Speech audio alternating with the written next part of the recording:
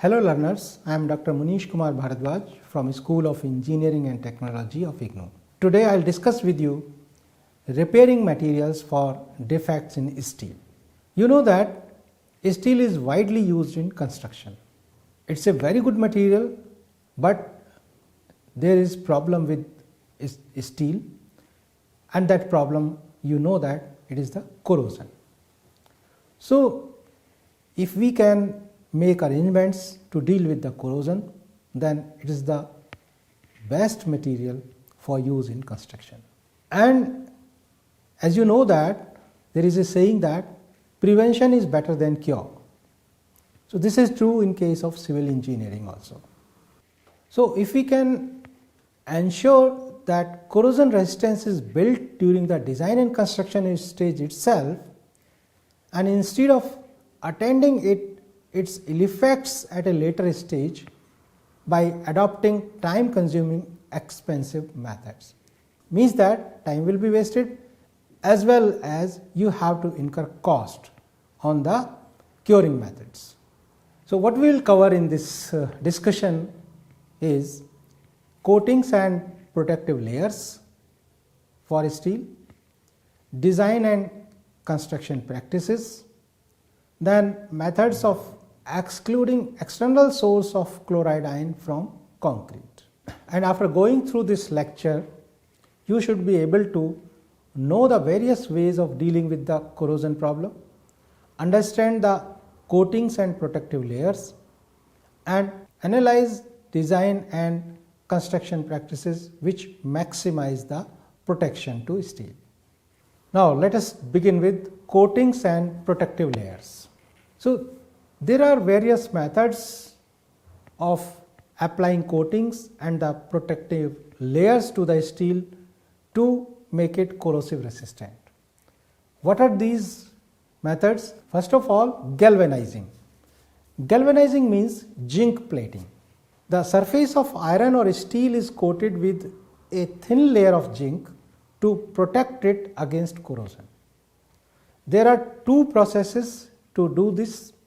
One is hot dip galvanizing and second one is electrogalvanizing or cold process.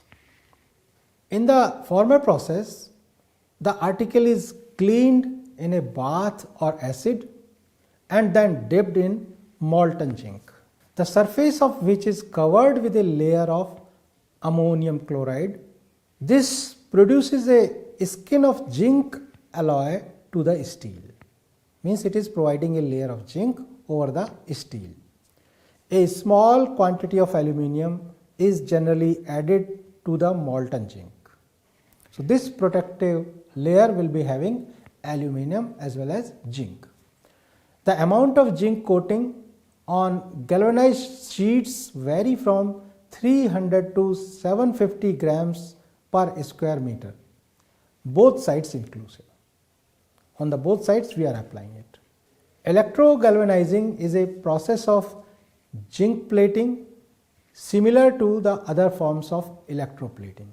You know the electroplating, so it is similar to the other forms of electroplating.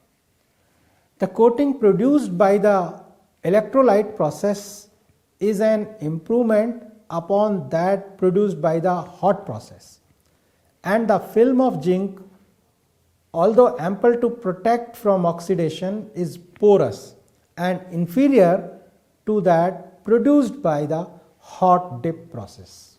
So this is the comparison between the two processes.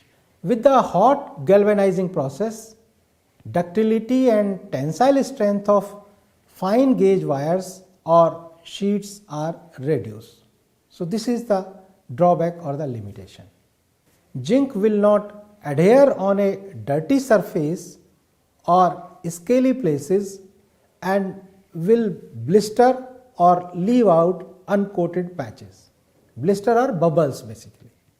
So if the dirt is there, so these problem will be faced. Now second method is shearodizing or dry galvanizing.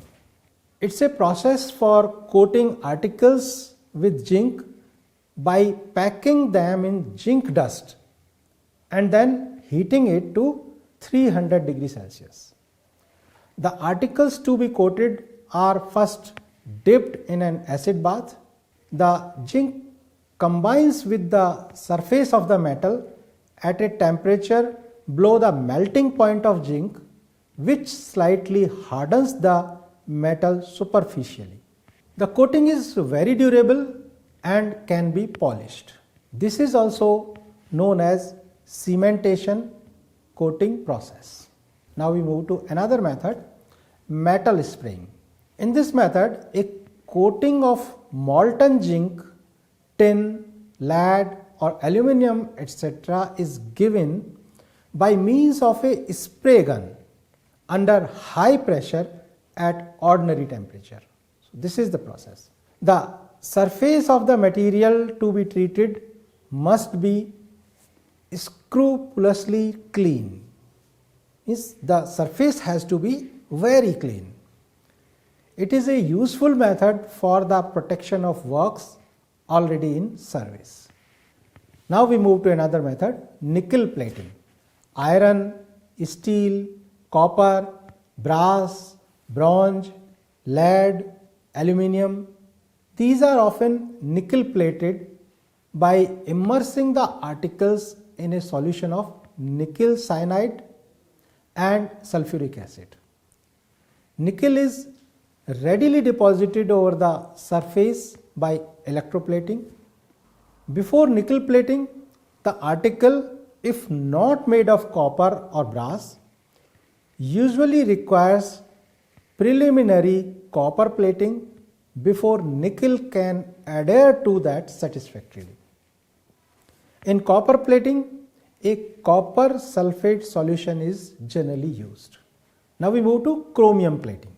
Chromium plating is more difficult than nickel plating, as special precautions are necessary in the process. Chromium, if plated sufficiently thick, gives a very hard surface and is therefore employed for coating wearing parts of soft steel articles, which is done at less cost instead of using heat treated high alloy steels. Due to its low coefficient of friction, chromium is used for coating the wearing parts of pins, brushes, etc. Chromium is superior to nickel and has brighter luster than nickel and does not tarnish and will stay indefinitely, while nickel may turn black in some atmospheres. For chromium plating, iron and other ferrous metals, the articles are nickel plated first, which has been applied over a base coat of cadmium. Otherwise, they do not give a good finish and there is a tendency for peeling off the chromium. When chromium plate is applied to brass or other non-ferrous metals, it is applied over a base coat of nickel. Chromium plating can usually be distinguished as it has a bluish cast as compared with nickel, which has a white color and a little more of a yellow tint. Chromium is also softer and more easily scratched than nickel. Cadmium plating has a dull grey color. To test to ascertain if plating is chromium or nickel, what you can do? Hang a plated sample in a 10% solution of hydrochloric acid. And if the plating is chromium, it will be dissolved in about 5 minutes time. But if the plating is nickel, the acid will have little effect. So this is the test to find that whether the plating is chromium or nickel. Now we move to tin plating. Tin plating is a process similar to hot galvanizing, tin being used for coating instead of zinc here. Sheets of black iron or other base metal are first dipped in a 4 to 8% solution of sulfuric acid to remove any rust then washed and dipped in a flux of zinc chloride or ammonium chloride and then passed through a bath of molten tin. The protection afforded to iron or steel against corrosion by tin is less effective than is that of zinc. Now we move to Tournay plating. Tournay plating is similar to tin plating. The difference being lead tin alloy is used instead of pure tin for coating. Pure lead cannot be coated on iron. Gasoline tanks, metal furniture, non-food containers, these are Tournay plated. Now we move to electroplating. Metallic coatings such as nickel plating, chromium plating, copper or zinc plating are the common methods of electroplating, and the coatings are given on the principle of electrolysis. The negative electrode is known as the cathode and the positive electrode is the anode. The article to be electroplated is made to form a cathode, while the positive electrode consists of a piece of metal which is to be plated on the article. The process produces very bright surfaces. Now we move to design and construction practices. Through careful design and good construction practices, the protection provided by Portland cement concrete to embedded reinforcing steel can be ensured. It is not the sophistication of the structural design which determines the durability of a concrete member in a corrosive environment, but it is the detailing practices. The provision of adequate drainage and the method of removing drainage water from the structure are particularly important. Now, let's move to limits to chloride content in concrete. The chloride ion content is expressed as percent of weight of cement content of concrete. The following upper limits should be ensured. In case of pre-stressed concrete, the limit is 0.1%. In case of reinforced concrete, the limit is 0.2%. Now, corrosion of pre-stressing steel. Corrosion of pre-stressing steel is generally of greater concern than corrosion of conventional reinforcement because possibility that corrosion may cause a local reduction in cross section and failure of the steel. Corrosion of pre-stressing steel is generally of greater concern than corrosion of conventional reinforcement because of the possibility that corrosion may cause a local reduction in cross section and failure of the steel. Concrete which is continuously submerged in seawater rarely exhibits corrosion induced distress because there is insufficient oxygen present there. Similarly, where concrete is continuously dry, such as the interior parts of the building, there is little risk of corrosion from chloride ion present in hardened concrete. However, interior locations which are wetted occasionally, such as kitchens or laundry rooms or buildings constructed with lightweight aggregate which is subsequently sealed, means tiles are applied there, before the concrete dries out, are susceptible to corrosion damage. Whereas the designer has little control over the change in use of buildings or the service environment, the chloride content of the mix ingredients can be controlled. Now, another factor, important factor is water cement ratio. 40 mm cover plus maximum of 0.4 water cement ratio, concrete is sufficient to protect embedded reinforcing steel against corrosion. Studies have shown that cracks less than about 0.3 mm wide have little influence on corrosion of reinforcing steel.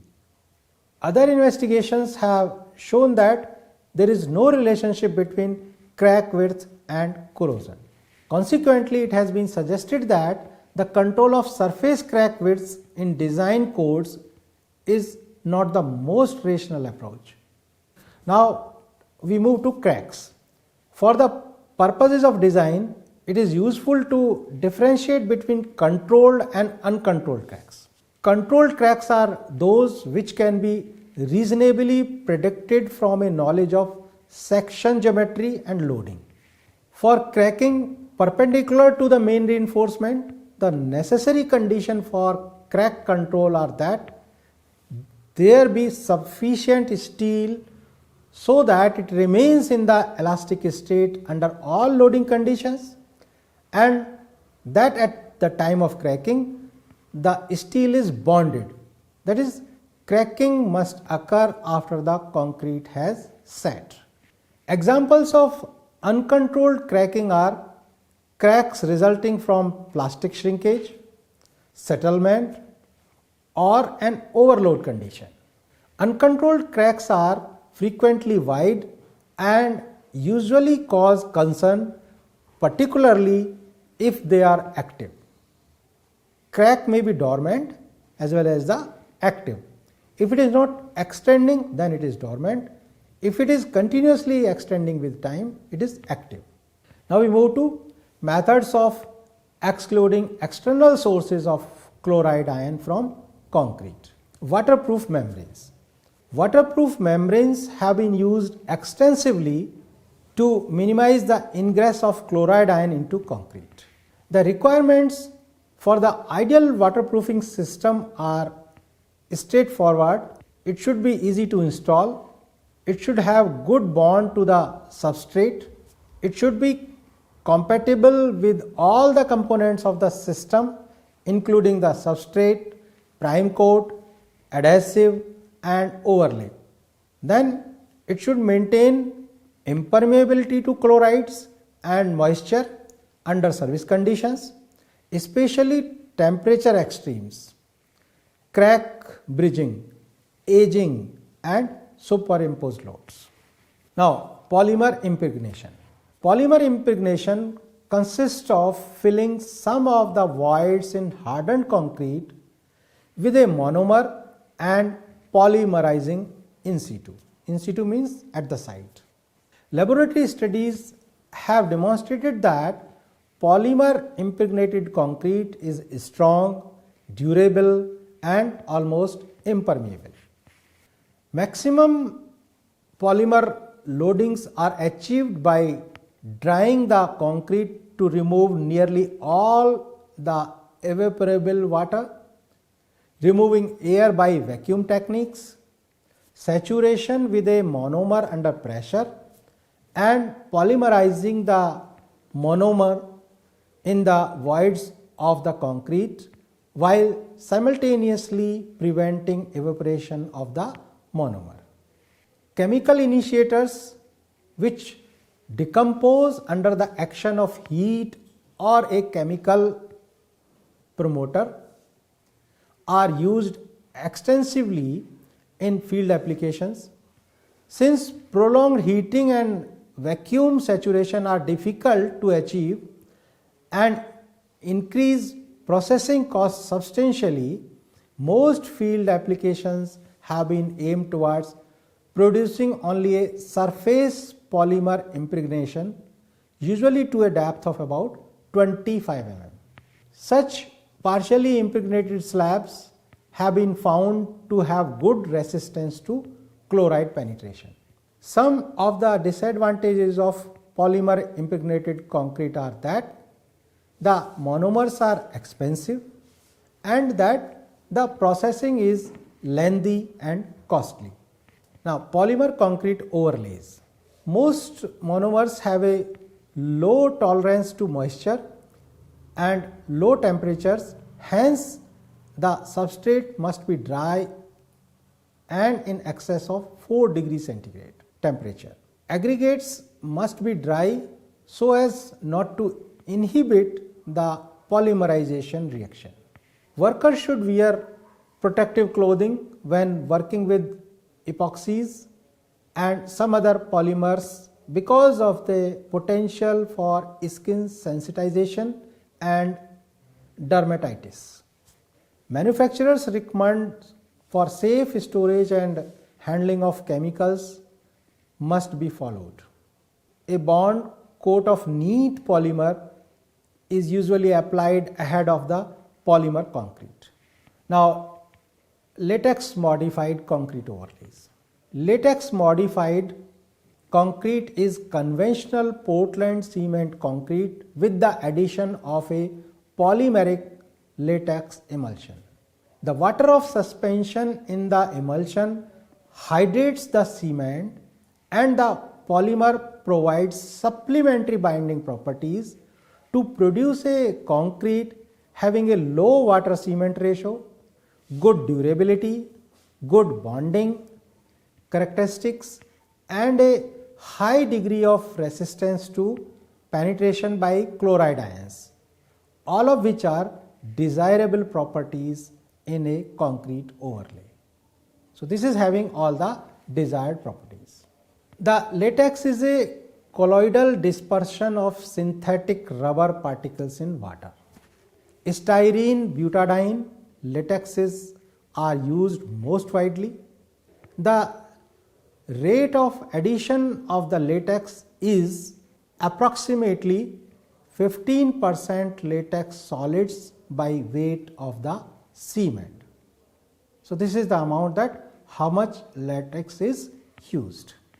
So, here we discussed about some methods that how we can protect steel from corrosion, what are different materials which can be used for providing a coating or a layer on the steel reinforcing bars so that these bars can be protected from corrosion. So, I hope you must have enjoyed the discussion. So, thank you for watching.